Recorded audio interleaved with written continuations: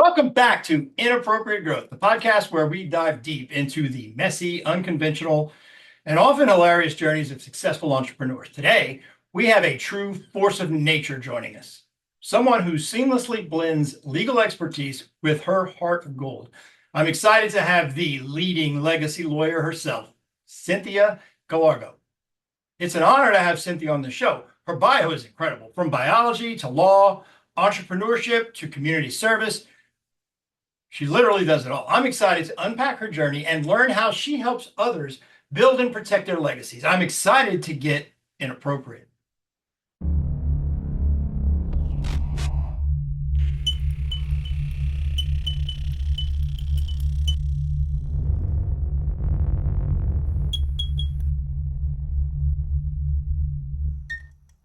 Welcome to the Inappropriate Growth Podcast. I'm Paul Angelle, your host. I'm very excited today. Our guest is Miss Cynthia Gallardo. And Cynthia, I know I butchered your name. How do you pronounce it? Yes, Cynthia Gallardo, Gallardo, Never whichever you prefer. Never going to get that one right.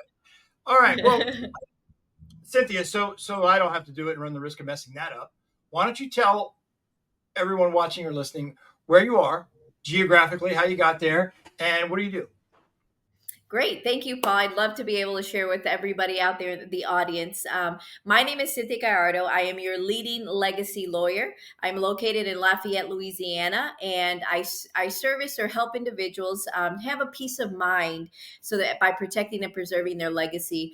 And it falls into different categories. I am an attorney by trade. So that's why I say you're a leading legacy lawyer. And I do practice federal legacy law, which would be federal immigration law, federal trademark law, or intellectual property. Such as trademark and copyright. And then I also do a third piece, which would be specific to Louisiana where I'm barred. I practice estate planning, so wills and trusts and power of attorneys, being able to protect and preserve your legacy from that perspective. Awesome. Now, I heard you just now did it. You call yourself a leading legacy lawyer. And yes. What exactly does that mean? And what inspires you to focus on helping others to build their legacies?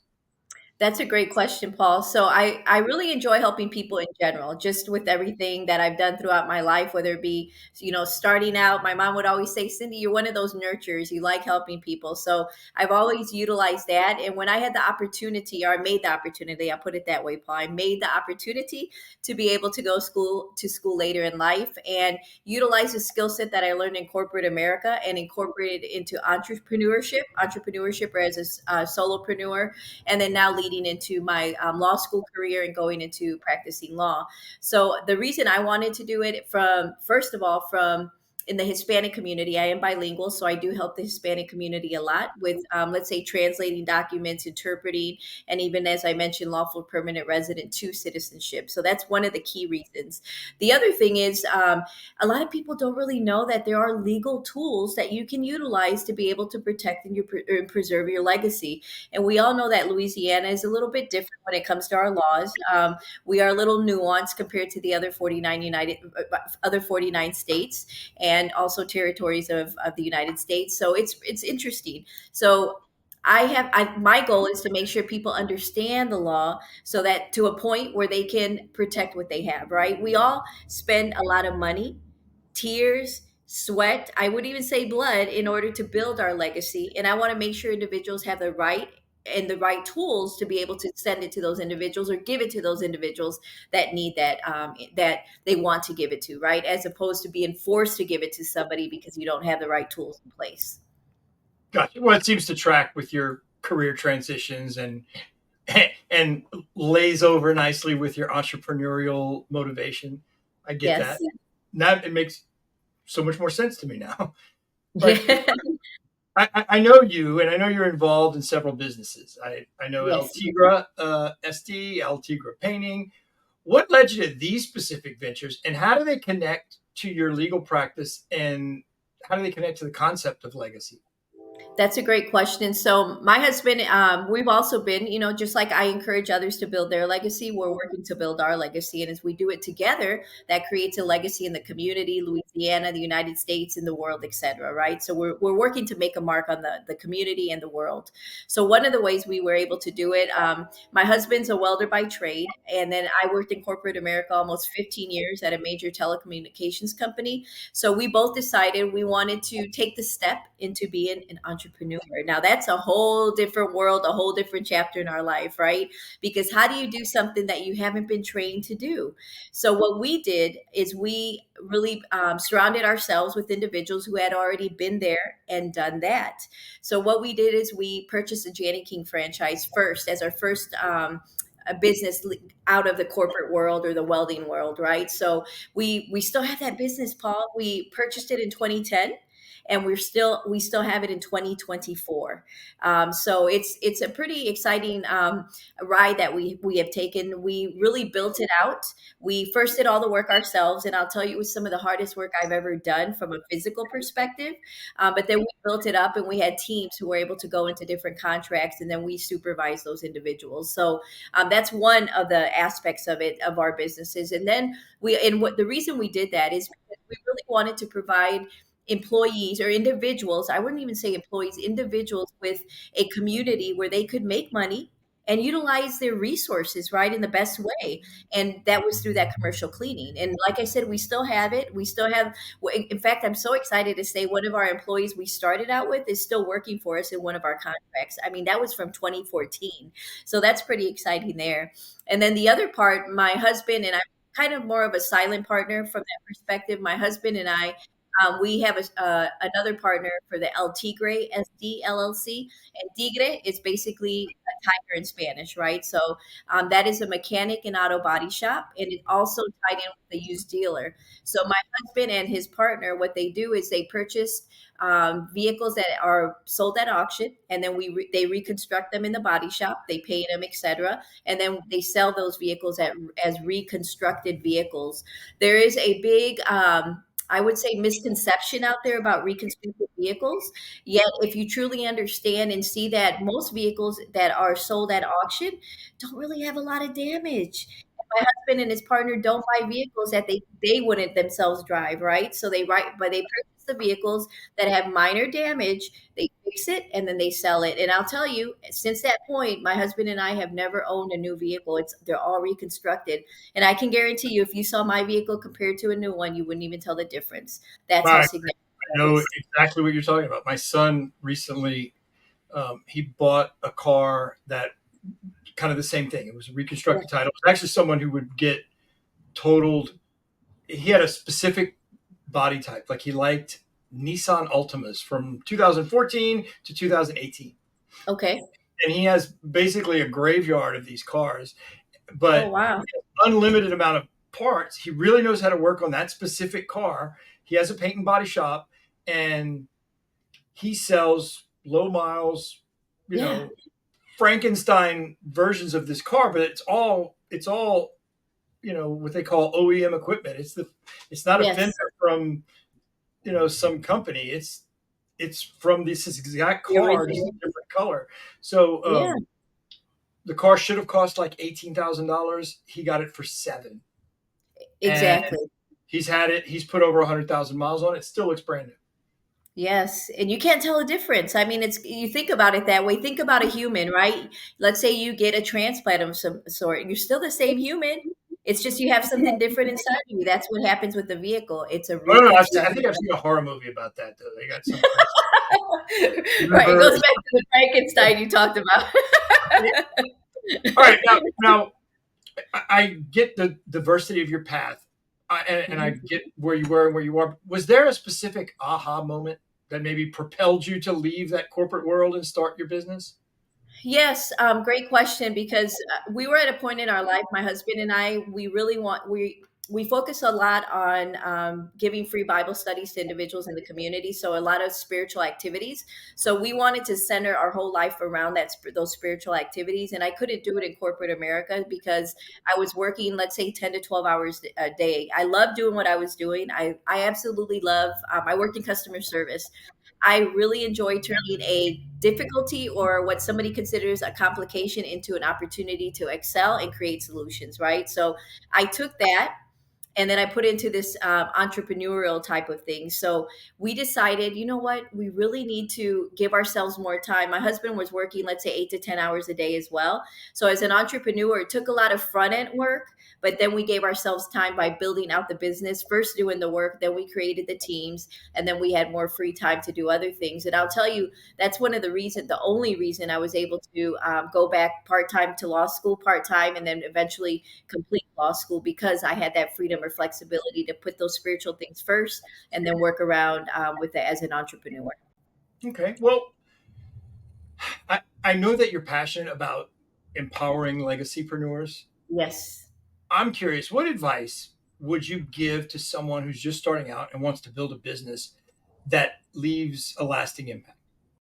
Great question. So I will first define legacypreneur, Paul, because a lot of times people are like, what is that? It truly is a word that I made up. A lot of people don't use it. So legacypreneur is part of my brand, right? It's part of, keep in mind from a trademark perspective, that's something, whenever you have a brand like that, you want to protect and preserve it. So number one, that's probably one of the biggest thing I would tell any business out there, any entrepreneur: protect and preserve your brand, your name, your logo, your tagline. So that's, if you're taking notes, write that down: protecting and preserving that legacy from a trademark, intellectual property perspective. So in my case, legacypreneur is legacy plus entrepreneur equals legacypreneur. And when we say entrepreneur, it could also be an intrapreneur.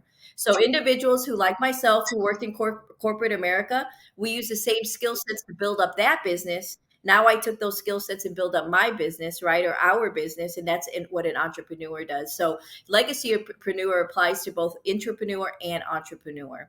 So my number one thing or takeaway from this, I'll share three with you, and then I'm going to give you my secret formula.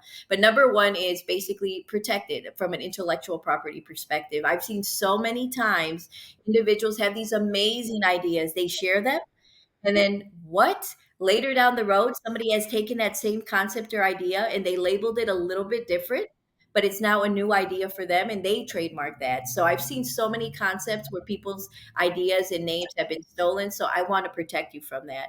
Number two, I always say make sure you set incorporate your LLC up right from the beginning. There's so many benefits that can come to you later down the road by putting it in the work first and doing it correctly. And then the third thing I would be make sure is you build up a team, right? Build up a team of individuals, because you can't do it by yourself. You may start out that way. You can do it by yourself. Like the example, my husband and I, we did all the work ourselves, but we eventually had to bring other individuals in to help us do the work to continue to grow and develop as an organization. So those are the top three things I would share. But I would also share, and I have a couple of books that I've co-authored, but in each of the books, I share the same concept or skill set. It's 5 key steps that I share with people to make sure that you are successful as you transition out of your corporate world or any type of change you're looking to make into entrepreneurship. And it's based on my favorite word, synergy. Synergy. When I was going to earning my MBA, or went to school for my MBA, we had to read The 7 Habits of Highly Successful People by Stephen Covey. I'm so glad we read that, and we had to give a report on it. But from habit number 6, synergize, I took the root word synergy and I created this concept around it, which is the whole is greater than the individual parts. I'm amazing by myself. I know you are too, Paul, but put us together and we can accomplish so much more. And that's what synergy comes down to. So if you were to, I'm going to say, if I could have you just draw on a piece of paper, if you're taking notes, a star. And I'm not going to grade you on your craftsmanship or your artistic ability, okay? But if you draw a star, a 5-pronged star, and then if you put SY on the top, it's SY for save yourself. You can't help anybody else if you don't save yourself first, Paul. It's like if you're on an airplane, you have to put the oxygen mask on yourself before you can save the person next to you, right? If I want to save my son, who's 7, I have to put my oxygen mask on myself first and then give him his oxygen mask. So that's save yourself. Then the NE in synergy is next to everyone else. You help everyone else. Then the R is reassess, readjust, or repeat. If just like a washing machine, you repeat, right? Once you have the right cycle, but you also have to reassess and readjust. Then you come to the G, which is the give. That's where I come into play. I help you determine who you want to give your things to, your legacy to, now and then in the future. So it's having the right tools in place for that. And then the why. This is my favorite, Paul. We celebrate. Yes, yes, yes. We celebrate those small successes which lead up to the bigger successes. So those are the 5 key steps that I follow. It's synergy, the concept of synergy, and it's based on that star, because we're all stars. We all have a secret sauce, a secret ingredient inside of us, right? I agree. Now, you mentioned the synergy around like the Bible study and the work, the spiritual Yes. work. I know all of your ventures are grounded in some way to the golden rule. Yes. How does this principle manifest in your businesses and your legal practice? The great question. And yes, treat others as you want to be treated, right? And I'll carry that a little bit further with, I always, because I also do some leadership training and some coaching with a company called Skill Pass. So part of what I always share there is a thing called the platinum rule, which is treat others as they want to be treated. So you have to get to know who you're working with, right? Whether it be your team or your clients. Each of my clients is unique. Each of my customers in the different businesses is unique. Know your clients, know your customers, know your team, and you adapt to them, and you basically treat them the way they want to be treated, right? In within the capacity of what you can do. But that's really follows the golden rule: treat others as you want to be treated, and then treat others as they want to be treated. But you have to get to know them first to do that. Got it. Yeah. So, I mean, some people love to chat about nothing. Some people want to get to the point and get over with. You got to know, you got to take the time to figure out which one you're dealing with. And that's just true. Exactly. I guess there's a bunch of other ways people want to be treated. I'll give you a prime example. For example, me personally, I love to know the positive first, then tell me what I need to change, Paul. But then give me another positive, so I leave on a positive note, right? I love positivity. My husband, on the other hand, he's just like, shoot it to me straight. I don't care about the positive. Just tell me what I have to do and let me move forward and do it, right? So I work with him based on that knowledge, right? So there's a great friend of mine who's like a mentor. She said, Cynthia, work with those according to knowledge. So you get to know those individuals and work with them according to that. I'm sure they appreciate the fact that you took the time to get to know them, because Yes. I had someone say, "Hey, how about this?" And I'm like, "You've listened to nothing I've said." Exactly. I had a car. I got it from my grandfather. It was a big Buick, and had a V8. I guess it was a big engine. It got terrible gas mileage, and I drove all around. And I was like, I need to get a car that doesn't use so much gas. And I remember going to a used car lot, or calling a used car lot in Lafayette, Right. and saying that I've got my car, it's a gas guzzler. I'd like to trade it in on something that gets better gas mileage. She said, "Well, I'll check and I'll call you back." And then 20 minutes later, the salesperson calls me back and says, "Hey, I've got a great deal on a Chevy Silverado. This is the good one. It has the 351 engine." I'm like, that sounds like it's going to get even worse gas mileage. I'm not looking for a truck. It's like, you Right. sounds like a great truck. But Right. I was waiting tables and I was a college student. I didn't want a big truck. I had to drive 20 miles one way to work every day. Right. Well, if I would have known you at that time, Paul, and if I would have been married, I would have referred you to my husband with his used auto dealer, so he would have given you the right truck, right? It wasn't complicated, but it just lets you know that some people don't know that simple Yes. little thing that could. What's great, the great news about everybody not listening or paying attention means all you have, the simple act of paying attention distinguishes you from others. Yes, I agree with you, Paul. And my mom always said, and I know you've heard this before, 2 ears in one mouth, you listen more than you speak. The more we listen, the better we can help those Can you around us. imagine how many times I've been told that? We have to act like we have 3 or 4 ears, Paul. That's how we can be more successful. Okay. Yeah, it might be a struggle. I mean, recently found my kindergarten report card, and like each Oh, of the 6 weeks, it was also like, yeah. Paul's doing well. It's just maybe he could talk a little bit less. Yeah. Well, you Every know time. what? Now you Not, use that as an asset. It's an asset for you, right? sometimes it's all. It's my greatest asset. It's probably my greatest detriment.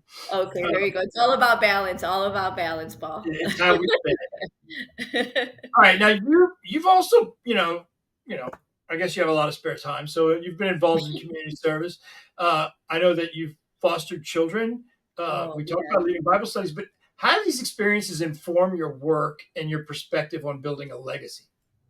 As far as like foster parenting and so Right. forth? And just basic community service. Just foster caring is the one that stood out to me. Yeah, so basically, anything we do, we should be doing to give back, right? And that's really what's the foundation of everything that I do, and my husband and my family unit, and those that I surround myself in my inner circle. And that's where foster parenting came into play as well. There's so many children out there who need just a hug to know that they are loved, and that, and I trust me, I'm the type of person, if I kind of like the Blind Side, the movie, if I see a child on the side of the street, I'll pick them up and take them home. And hey, you want to stay here with me? You know, in a positive way. Positive way. I love children. I absolutely. If I could have a house full of 100 kids, I would. So I think My it's wife really. is like that with animals. With animals. We would have 100 dogs in this house if I didn't pick it up. I think my husband might prefer that better, actually. But if I could build a community just to foster kids, I would do that. But I truly believe that every child just needs that positive impact in their life, that positive push or being a catalyst for them. And that's the way my husband and I looked at that from that perspective. So we always, with our children, we that came through, and I still consider them my kids, my children. I'm very proud about that.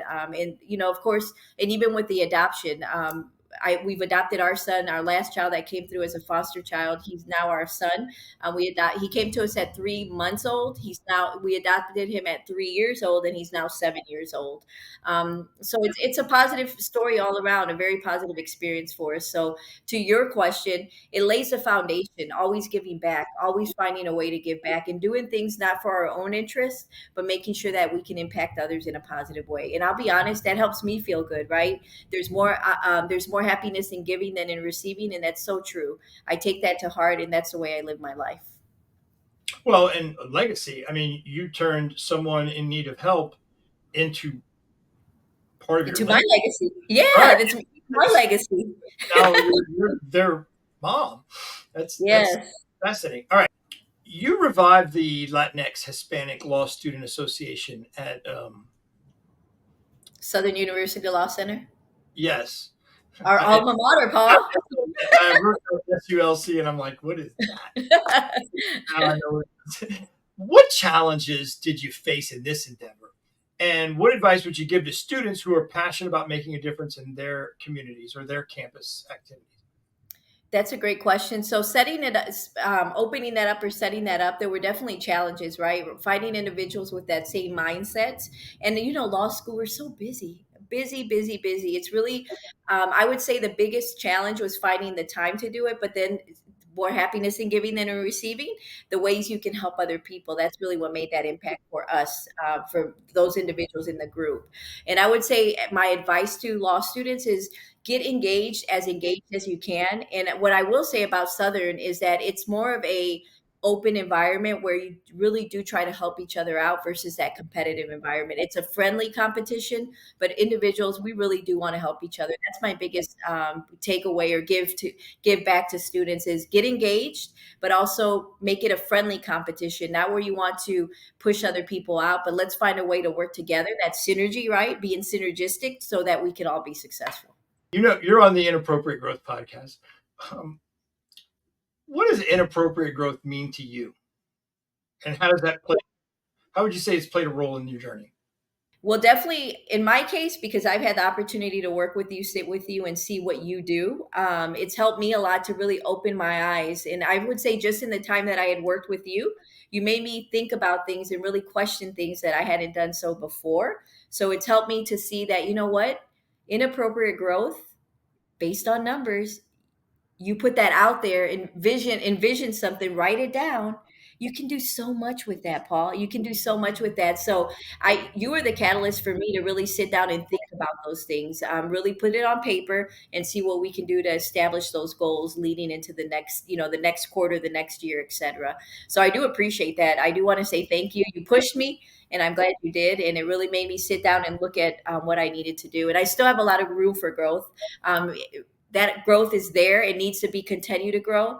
And I know I need to be the catalyst to make sure that happens. I always think you're either growing or you're shrinking, Yeah, and exactly. not shrinking in a good way. Like it's you're either living or you're dying. You want Yes. to you're moving forward or you're backing up. So Exactly. I liken that a lot in my when I talk to individuals too, Paul, to a body of water. Like think about a pond at our where I live. We have a small pond, and if it becomes stagnant, it becomes murky and stinky. And who wants to be murky or stinky, right? So we have to continue most to people do grow. not want to be murky. Right. Most people do not fall. Some might, but most don't. So, in order to continue to grow, that growth you talked about, we want to be able to have that lifelong learning. And that's what this is about. It doesn't just have to be about work learning or secular learning, it can be about other types of learning. Basically, a lifelong learner is what we want to really push, right, or emphasize here. Yeah. Well, and you'll learn this when you start getting older and older and older. You start learning things about like how the eye works and how hearing works and what a sciatica nerve is and Right. You'd start learning about different things based on your lifestyle, right? Or what age group you're in. but those aren't as fun as like learning a language or Yeah. learning about a new topic.